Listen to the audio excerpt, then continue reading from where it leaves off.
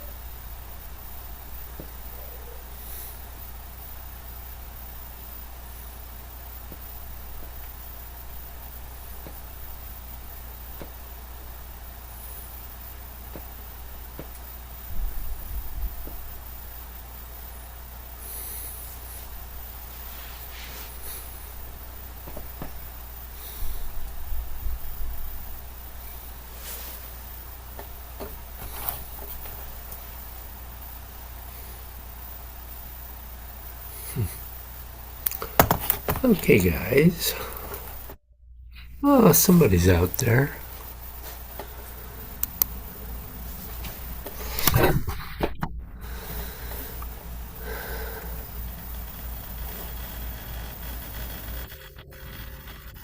Morning, Bill. Morning. I realized after I got in bed last night that I never uploaded the video or sent you a link to it. I'll do that today. Oh, you didn't get up out of bed? No, I didn't. um, Not a problem. Sort of doubted that anybody was really looking for it yesterday, but Mr. Bynum.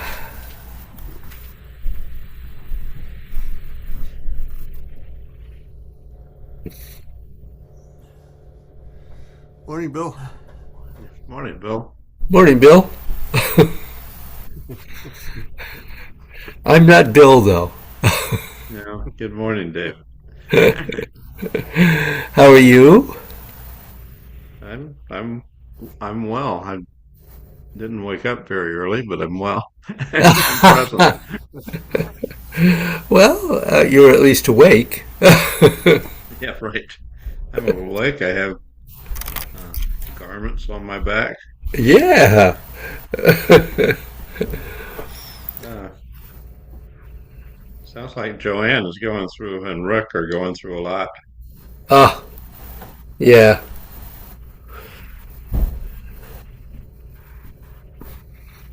Yes, they are. And I Carol do. too, and John. Yeah. Yeah, and Carol Gloud too. Her husband Ray is going through 6 weeks of really extreme chemo treatments to try to stop cancer. Oh, that's rough. Yeah, Yeah. I'm grateful every day that I don't have that. Yes. Yeah. Keep practicing. Yeah. Yeah. Yeah. I have two friends, not close friends, who are dealing with that right now. Yeah.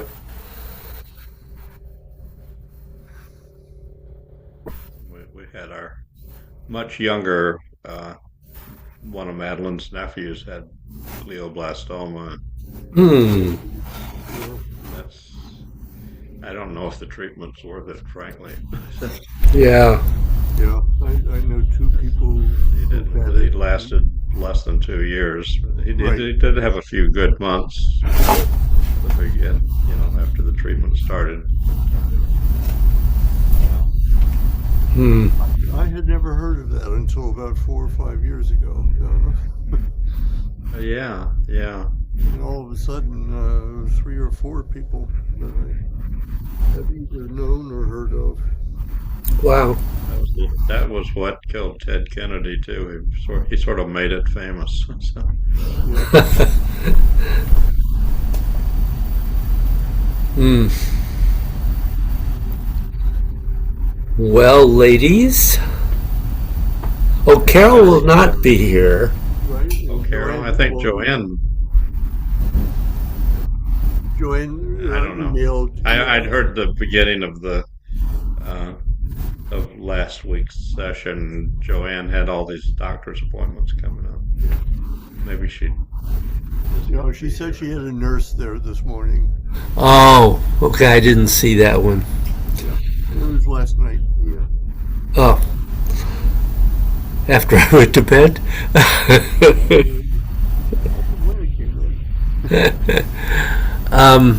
Okay. I might mention if you didn't see the email that Rick will be coming May 17th. Oh, And this workshop will be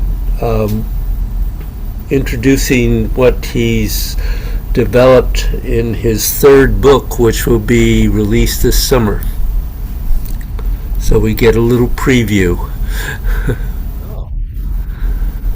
So you'd be welcome to come, Bill, but it's a long drive.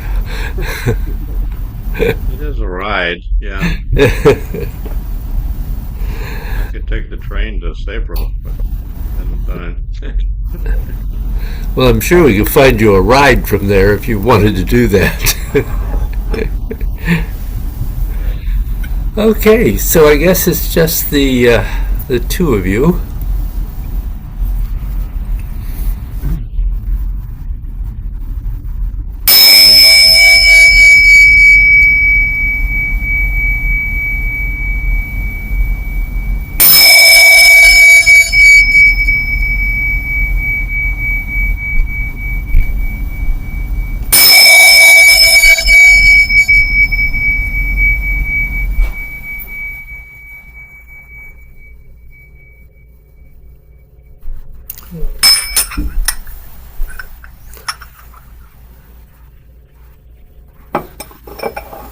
So, because I wanted to say something before we got underway. Um, I know you weren't here for it last week, Bill, but I had the sense that last week's practice lesson was a little overwhelming to some. And I just wanted to remind you that those kinds of practice sessions are intended to introduce a sequence of study, not that no expectation that you should be able to do all of it now. Maybe you can, maybe you can't, but there's no right or wrong about that. And so, as usual, developing the first one and making sure you can do that, and then going on to the next one and adding it. So I guess I just wanted to repeat that because I felt like some of the class were feeling that they had to be able to do that whole thing, and that was days, weeks, months, years of progress. Everybody's an individual. I hear you. Yeah, yeah. I'm gonna have you know, even getting the etheric body sense. It's Yeah, uh, where that's still a reach for me most of the time. sure. And that's fine. There's not a there's no requirement with any of our practice. You progress at the rate you can progress at. I So, have a question related to that, yeah, if go you don't ahead. mind. Some of the things that we did way back in the beginning or at early classes, shaping the energy and feeling the energy in our hands, and just, imagining a finger pointing out and the energy going out versus just holding your arm stiff, uh, which I kind of think of as the Tai Chi tricks. But Rick the Barrett. those things do seem to relate to the energy beyond your skin, But and Well, they do. yeah, uh, and I still, when I talk about Tai Chi to somebody that is interested, that's one of the things that I often bring up. Um, but when we're doing those things, is that the etheric body, or is that just energy, focus, or how do you talk about those things beyond just the Well, introducing the trick? you start, of course, with the fact that pretty much everybody doesn't have much difficulty understanding the extent of their physical energy body, which is, of course, the limit of our skin.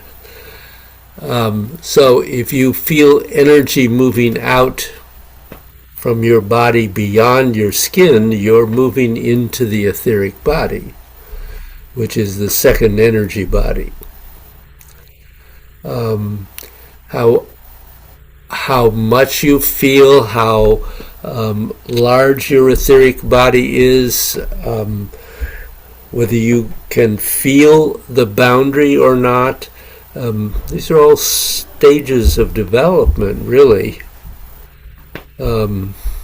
But if you can be aware of energy moving beyond your body, then you are into the etheric body.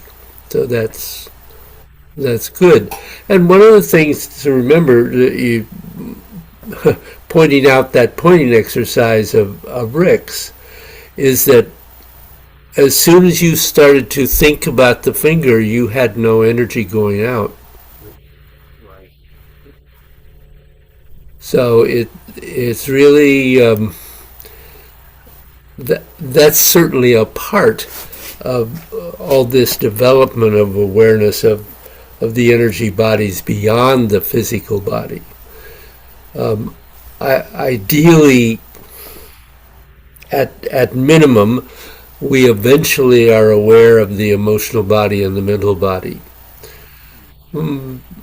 Only a few of us ever go beyond that. You can, but it it takes a lot of practice. So I don't know. Did that answer your question, Bill? Yeah, that's certainly sufficient. Okay. Anything for you, Bill Nagel? No, no. It's interesting when people ask me or talk to me about Tai Chi. It's difficult to explain at this point. Um, Most people think of it as a physical exercise. Mm-hmm. And when I talk about moving energy, people's eyes cross. So, Yep. and it was difficult enough for me to understand that that was what it was all about to begin with. So, Sure. Yeah, it's interesting. You have to be you have to be careful how you approach those discussions. Um, One would like to draw people in, not drive them away. So, I've been thinking about giving a little talk relating the Tai Chi diagram and the eight energies of the symbolic side of it to Taoism, to a little tiny bit of Tai Chi, to uh, our local UU congregation, which is pretty uh, yeah, one group. But that would be great. yeah, that's a likely group of people. Yeah. yeah, they sort yeah, I've- they wouldn't be wild, just immediately skeptical like some people are. So True. Yeah, that's good. I, um, over the years, have really mostly twice, although more than that, but two times I had really good connections through churches to sometimes large groups of people who were very open to our concepts. I think just the Tai Chi form and then relating it to uh, Wu Ji or Tao symbolically, um, Hmm. to me is a powerful connection. Yeah, good. Just doing the first four, you know. Yeah, yeah, not trying to do the whole Yeah. thing. Well, so any other questions or thoughts at the moment before I? Okay, Go ahead. okay, thank you. um, so what I want you to do is to do a flow and to really try to begin to feel where you are in at least part of that sequence. I'm going to tell you what I would like you to think about. Um, so as you begin, you would, of course, start from endeavoring to get the energy from the lower dantian to go up the central channel to the middle and back down to the lower. And to,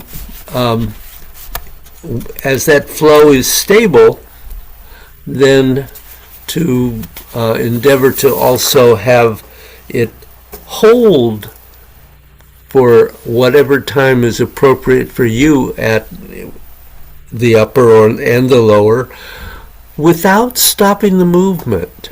That doesn't mean that the movement, the rest of the movement stops, nor does the actual flow of the energy, but you can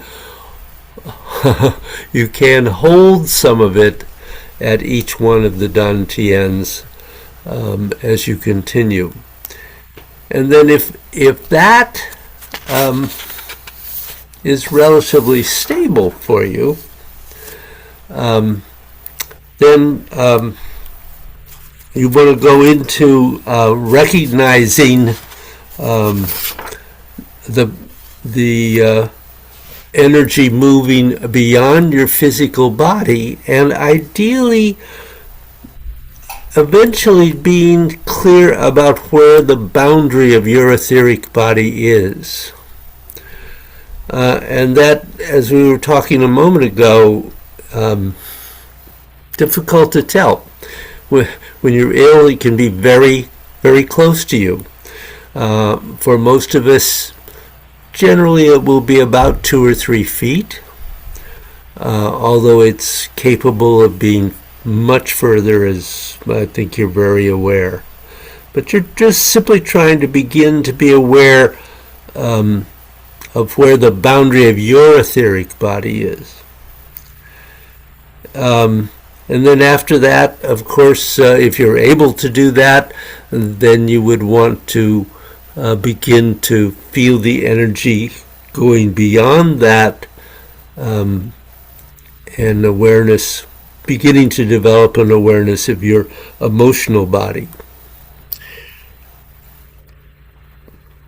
I don't want you to feel you have to go through each of these.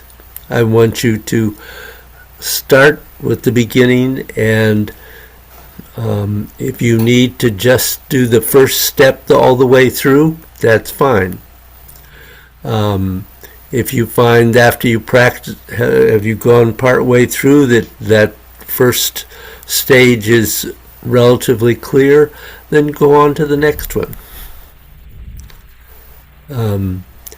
There is no requirement to get all the way through. Simply to try to establish where you are in this process while doing a flow. Okay, a question there?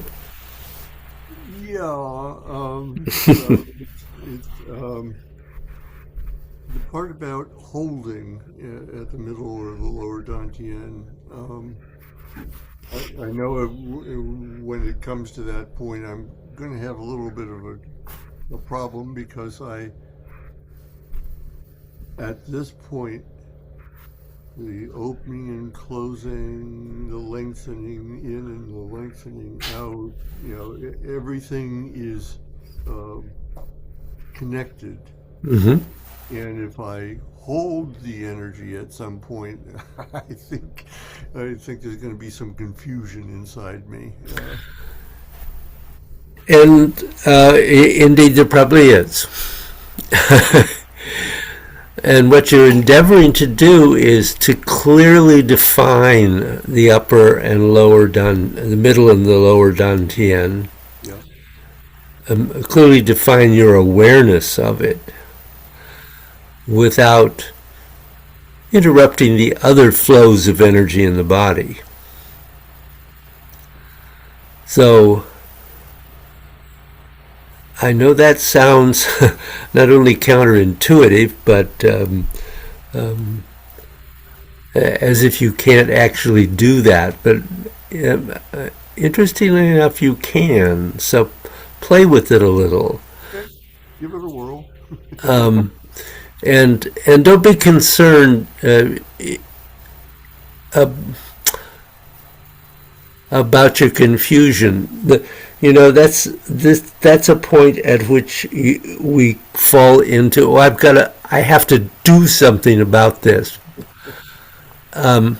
No, you just have to intend to hold that energy that you're moving from the lower to the middle and back to the lower through the central channel briefly at those points. not the rest of the energy in your body.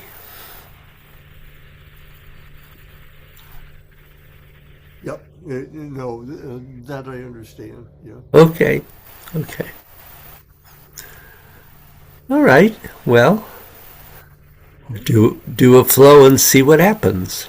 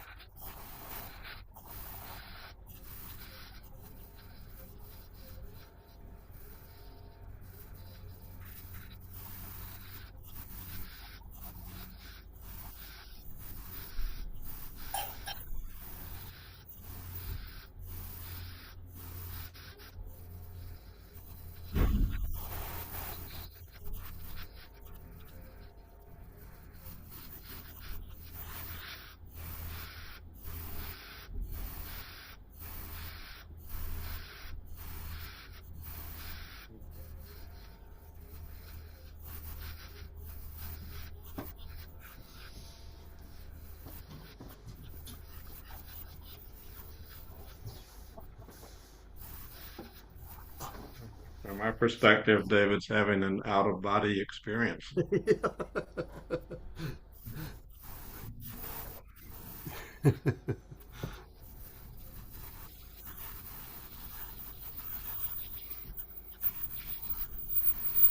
Yeah, he moved his energy completely out of the room. I know, right, right. What town do you live in, Bill? Chester, Oh, Chester.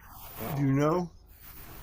Yeah, It's between Haddam and Deep River. yeah, yeah. Yeah.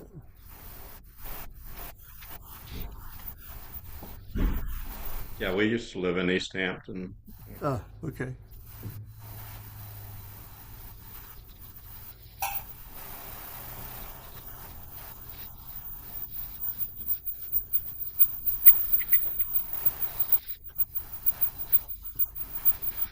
Yeah, I'm on the other side of the river. Yeah.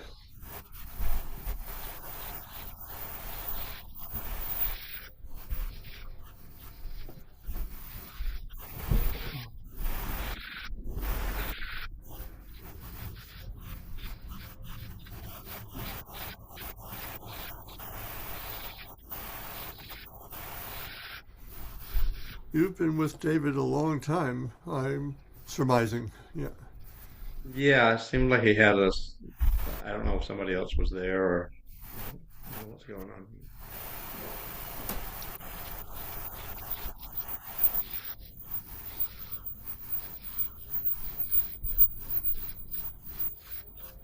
I don't know if it would if I'll be able to do it or not, but I'm playing in my head about this May thing with Rick because I Uh-huh. can get. We have a train station 30 minutes from our house that goes. You can get on the train and go to Saybrook train station, and it doesn't take all day. It takes Yeah, yeah. so it's about the same as driving.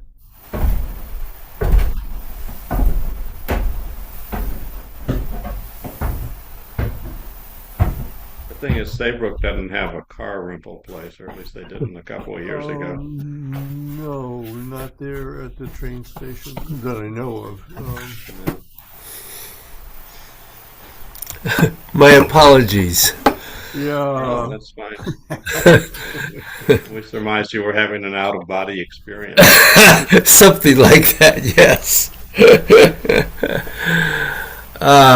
Okay. So, what was your experience in doing that flow and, and endeavoring to feel?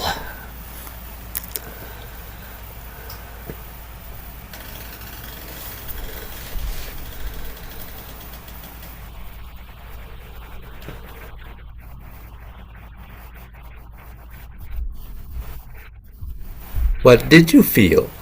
Yeah.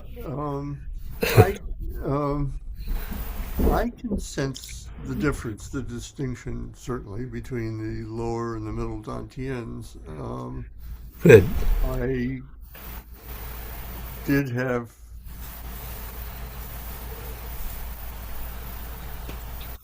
I had a sense of holding it, especially in my middle dantian, but then I lost track of it. um,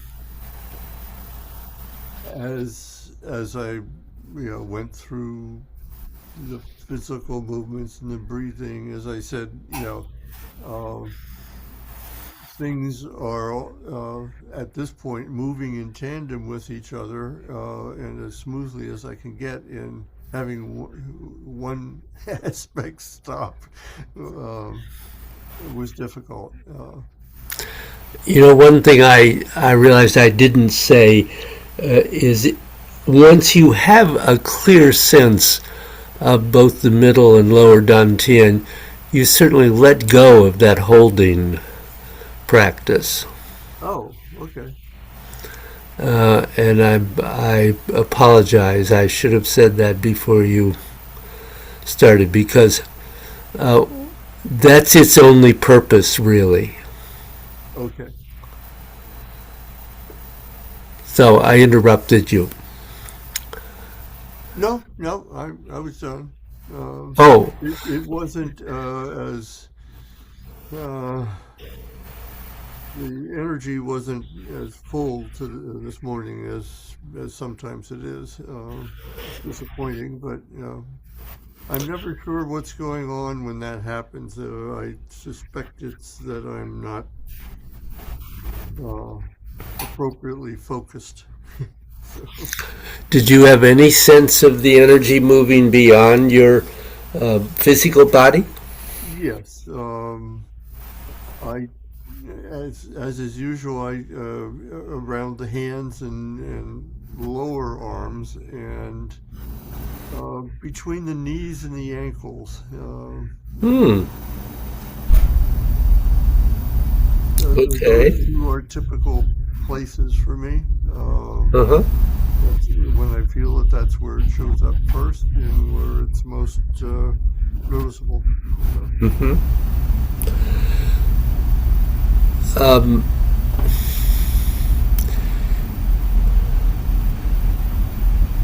in 4 and 6,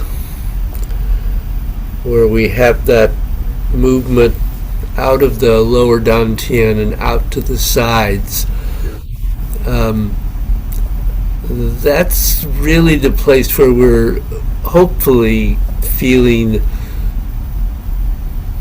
a field of energy beyond the physical body expanding.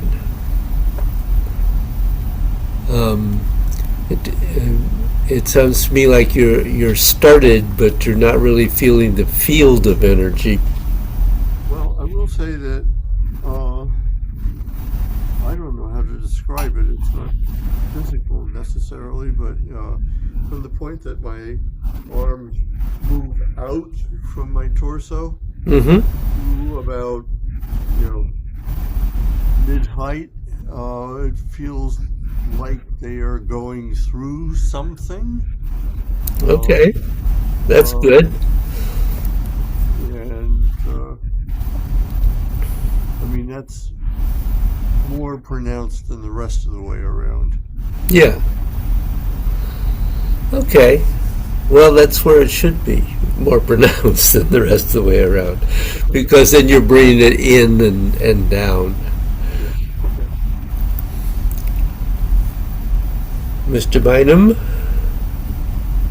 I think this exercise did help me more clearly identify the lower and middle dantian with Mm-hmm. energy instead of having Good. it moving through, having trying to hold it in either place when it was palpable when I was trying to hold it low as I was going up. I felt I felt grounded, and I did feel like grounded in the sense of projecting Mm. through my feet downward, Mm-hmm. even as the going up, and with the trying to hold it in the middle dantian, doing the your spine, that just seemed to really work well when I was holding it there, Good. very smoothly. Um, Good. and I think, it created a tension. And I hadn't really experienced that focus in the middle dantian before. It's sort of been so I think it did help me better identify having energy in both the lower and the middle dantian. And with the focus in the lower dantian, it seemed to slow things down, as we're going up. Mm-hmm. And with the middle dantian, it seemed to help that overall flex of the spine and sort of turn it into a pumping thing, I guess. But Good. No, that's yeah, great. So that's good. So it sounds like both of you have um, some pretty good sense of both the lower and middle dantian, which allows you then to really begin to try to be aware of that field of energy beyond the physical body, and then to develop an awareness of the boundary of that, because it does have a boundary. It does only go so far, which is not, as I indicated, the case with the emotional body, since it can go well into space. And remembering that's only 3 of the 8. So, but that's good. That sounds like progress. You both appear to be that both of you were moving smoothly through transitions better. And particularly Mr. Bynum, I had a sense that you had made a step forward in really getting everything to coordinate together. Just really had a good sense of that. So definitely progress. That one felt real good. It was interesting though when I had to focus on the middle Dantian, my breathing reversed, and I just didn't fight it. It just had happened. So I just let it stay there because it felt all right, you know. So absolutely, we should be doing reverse breathing at this stage. I mean, it reversed in terms of when my exhale, it didn't. I was still doing reverse breathing, but Mhm. I get out of sync in terms Oh, of my inhaling and exhaling. well, that can change. That's the if your if your body, not your mind, but your body says it's going the other way in this movement, that's fine. We when we were first learning, we coordinated everything with the breath in one way, but eventually it can change as long as there is coordination there. So that's not a bad thing. So I don't really have anything else today that I can fit into our class time. Are there other questions or concerns you have?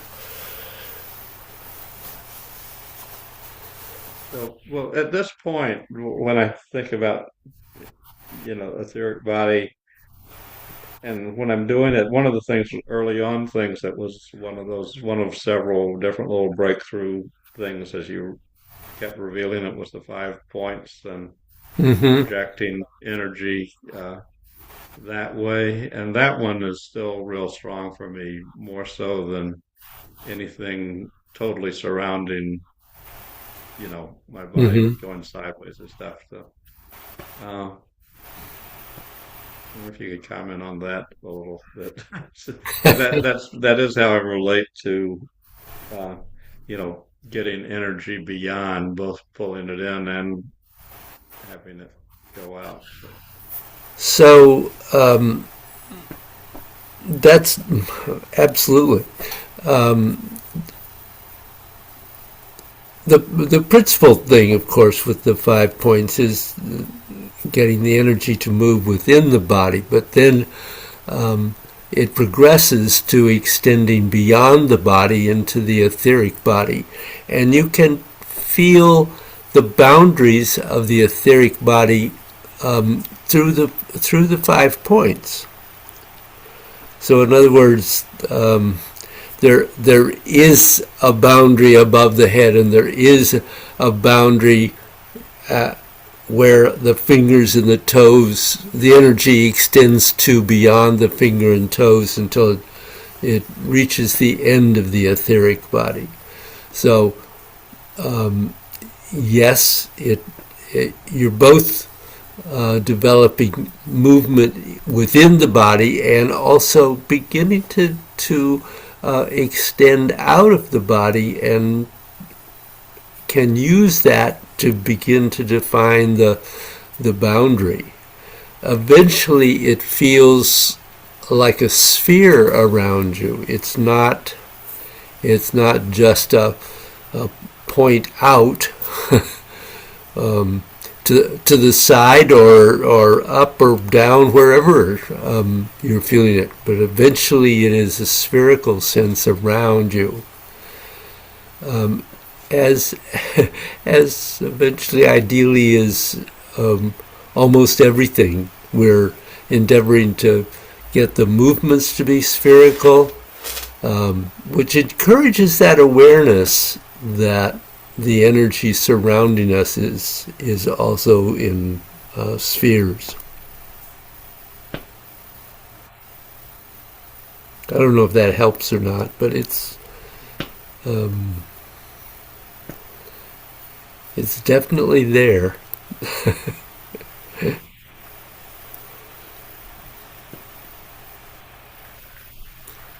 Okay, well, Good. good. Feels like some progress today. Yes. Keep keep practicing, and if those dantians are feeling reasonably solid, go on to the next stage. Play with that one. Okay. Great. Thank you. Thank Thank you, you. David. Have a good week, Bill.